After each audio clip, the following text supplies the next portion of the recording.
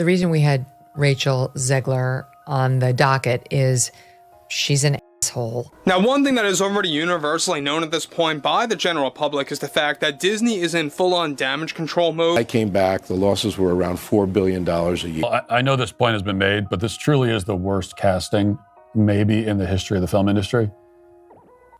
Has there been a film with worse casting than this?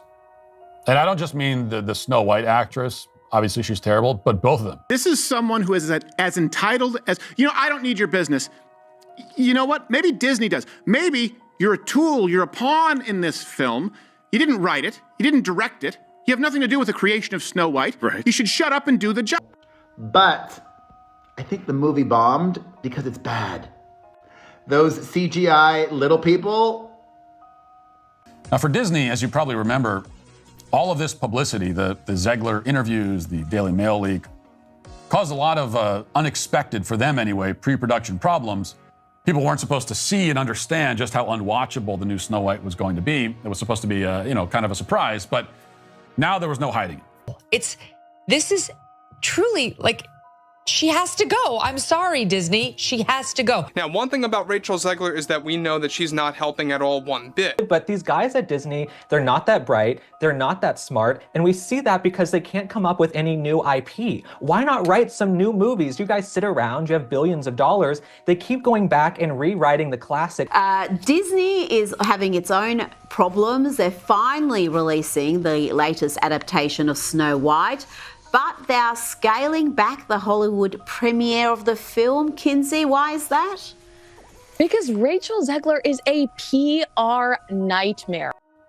You guys, Disney's new live-action remake of Snow White debuted this weekend, and it's an even bigger dud than anticipated. Neither of them make any sense for their roles. We've already covered how Rachel Zegler is a terrible choice for Snow White.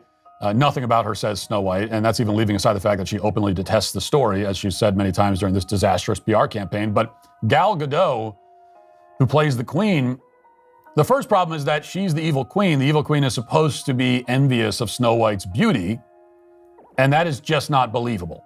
It is just not, even in a movie with magical mirrors and dwarves and all that, in a fairy tale, that strains my ability to suspend disbelief. I cannot buy that Gal Gadot is angry that she's not as beautiful as Rachel Zegler. I cannot buy that. I think it's fair to say that no one can stand the star of this movie. One of the reasons why Rachel Zegler sticks around is she's got a beautiful voice and she has some talent. So I think that certainly helps her because she's a PR nightmare. I don't know how anyone would hire her. Controversy has swirled around Gal Gadot's new movie, also starring Rachel Zegler as Snow White. A lot of people don't like her. A lot of people don't like her either. She's got a big mouth.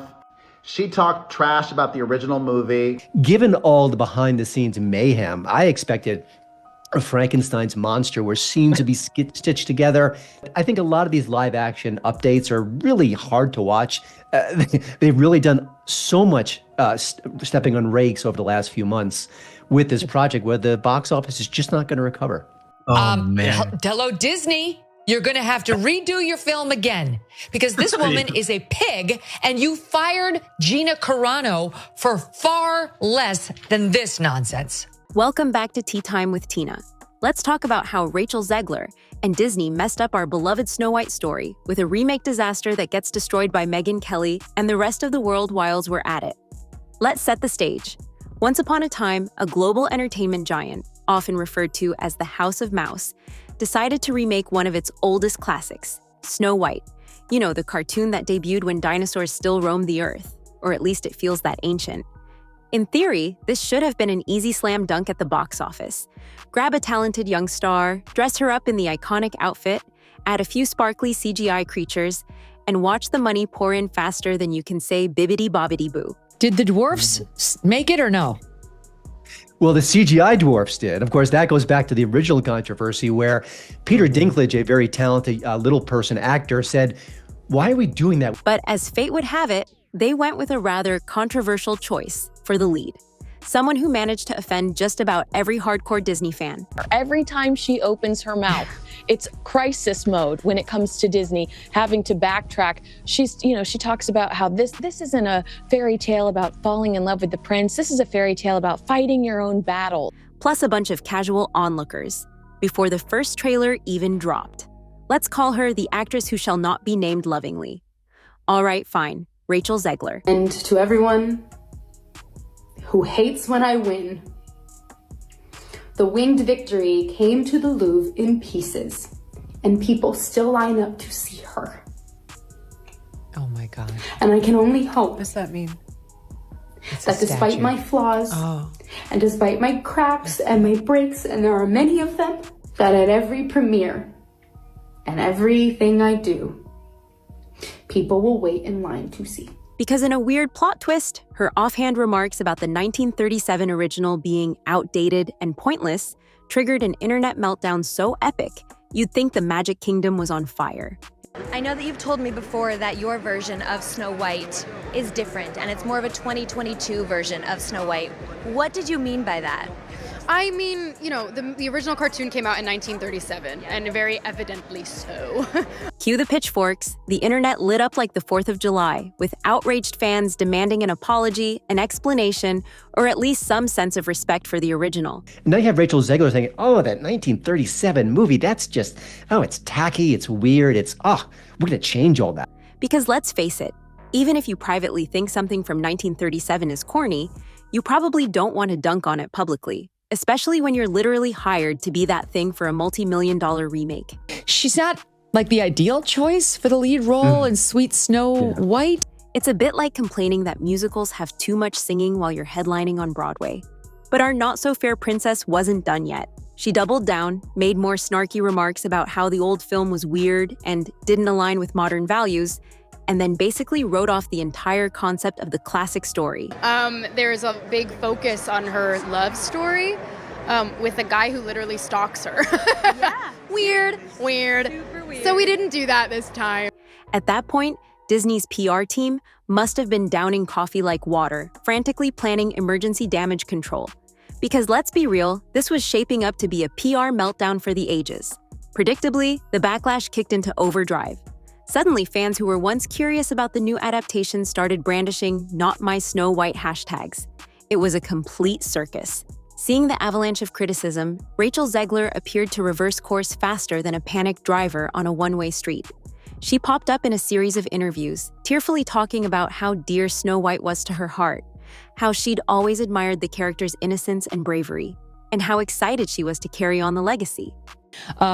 It's just a total nightmare for the studios. So now she's trying to sell I love Snow White. I love everything about the whole story. Here she is more recently trying to change the messaging. This is actually Wednesday. Thank you so much for being here. And to see this is really emotional for me, so I'm going to try to not do that. I love her, she's and emotional her now. Superpower is her heart. It's nothing supernatural. It's something that all of us have. Thank you, and I hope you enjoy Snow White. Thank you, guys. I'm sorry. That was acting. That's what that was. And yes, the meltdown got worse when Snow White finally limped into theaters, looking less like a classic fairy tale and more like a budget fiasco you'd find on a streaming service at 3 a.m. Let's just say if you thought a single bite of a poisonous apple was bad, wait until you see how badly a star's remarks can tank a major production. But before we get ahead of ourselves, don't forget to like and subscribe because let's face it, I'm nothing without your support. Now back to the tea. Let's take it from the top and watch the epic train wreck unfold. News broke that Rachel Zegler, fresh off her role in a musical that apparently wasn't glitzy enough for her liking, would be the new Snow White. At first, fans thought, hey, she can sing and dance. Perfect choice. Then, in an astonishingly short span of time, she declared the 1937 Snow White boring, out of touch, basically an ancient relic that had no place in the modern world. The reaction was immediate. Disney diehards were like, wait, what? Did she just throw shade at the beloved cartoon that practically built this company's empire? And now she's trying to reinvent herself because there's been so much blowback. And you can only imagine the studio calls about this woman behind the scene. Like, oh my God, we're $242 million in and our lead actress hates our film, our actors, our storyline. Needless to say, nobody bought it. The speed of her backpedaling could have qualified for an Olympic gold medal. While she blubbered about her newfound love for the 1937 classic, viewers at home were either rolling their eyes or holding their popcorn in disbelief. It seemed about as genuine as a spam email claiming you won a free yacht. That audiences walk away from this film with an understanding of the true meaning of fairness, of what it means to be fair in this world. There is a message that's been carried on for almost 90 years now from the original animated classic. That is, fairness is what is within. Fairness is to do with your heart, the way you treat the people around you. And it has nothing to do with what you look like. And that's the misunderstanding between Snow White and the Evil Queen. I think it's such an important message, and the way that Disney has elevated it and brought it to this new audience is very special. Meanwhile, the House of Mouse pressed on, awkwardly trying to hype up the upcoming film with trailers, teasers, and marketing tie-ins. But the damage was already done. Social media was flooded with memes, sarcastic jokes, and random jabs comparing the new Snow White to everything from a cheap knockoff to a cautionary tale on how to anger the entire Disney fan base in record time. As if the Snow White drama weren't enough, the actress managed to remind everyone that she had also openly moaned about her West Side Story experience. Yes, the role that supposedly launched her into the Hollywood stratosphere. She made it sound like it was the worst gig in the world to star in a lavish musical directed by a legendary filmmaker. Because complaining about your big break is definitely the best way to keep fans endeared, right? Her West Side Story debut was not a hit, and that was a Spielberg movie, so that was kind of a surprise. But if you're a studio, if you're a director, if you're a casting director, you've got to think twice or three times before hiring her. Listen, she's talented, she's attractive, she's got skill, but there are a lot of actresses in Hollywood who bring all that to the table and are not going to absolutely sabotage your work. At this point, even folks who'd never heard of her before started raising eyebrows. Wait, so she's trashing the film that made her famous and the iconic project that's supposed to make her a household name? Something's off.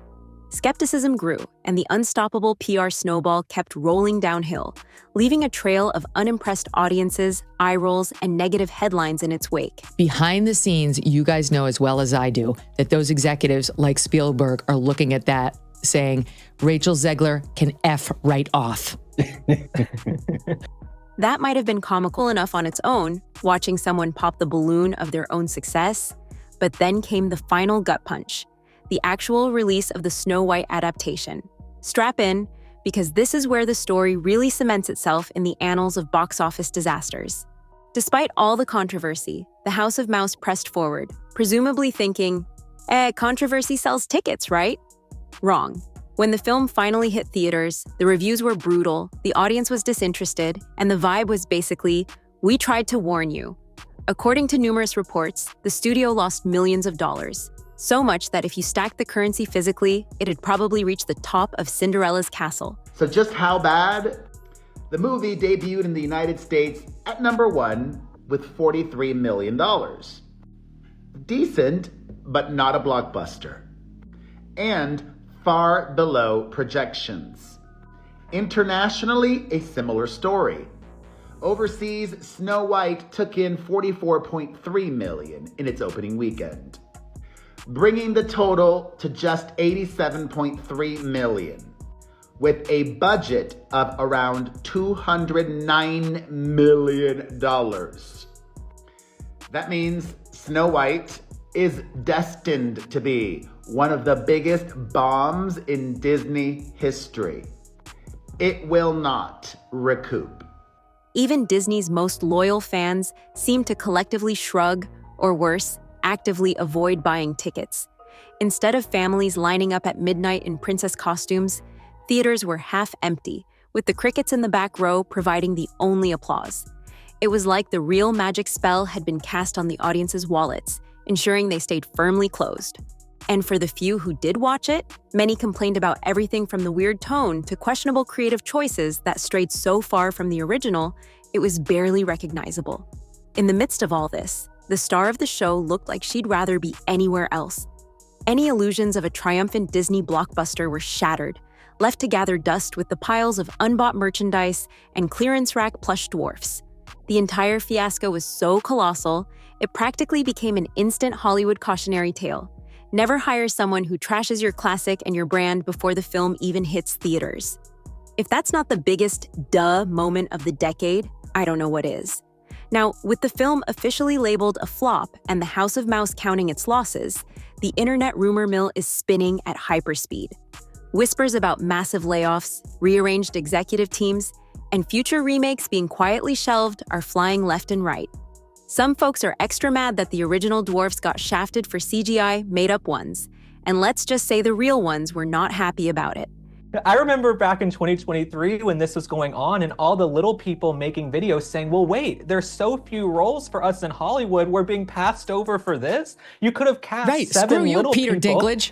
Exactly. They're like, Peter Dinklage, you're rich. We're not. We're trying to be extras, or, we're in Johnny Knoxville's Jackass if we're lucky. And so for them, they're like, you're not going to cast us. As for Rachel Zegler, she's become something of a meme magnet, with legions of people online basically saying, yeah, we don't need you messing up another classic. It's harsh, but when you publicly roast beloved material and then deliver a project that tanks, sympathy can be in short supply. She might be talented. Heck, she's got a decent singing voice. But if nobody's buying tickets to see it, that's a major red flag for studios. Gossip around Tinseltown suggests producers are eyeing other stars for upcoming projects, crossing their fingers that they find someone who doesn't stir up drama, like it's a side hobby. The comedic irony in all this is that Snow White was supposed to be a guaranteed cash cow, an easy win. The story that launched Disney's golden age, reimagined for modern audiences, should have been unstoppable. Instead, it's become a prime example of how bad press, poor actor relations, and a handful of offhand comments can torpedo even the mightiest ship. When the dust finally settled, one thing was clear. This entire saga was about as far from a fairy tale as you can get.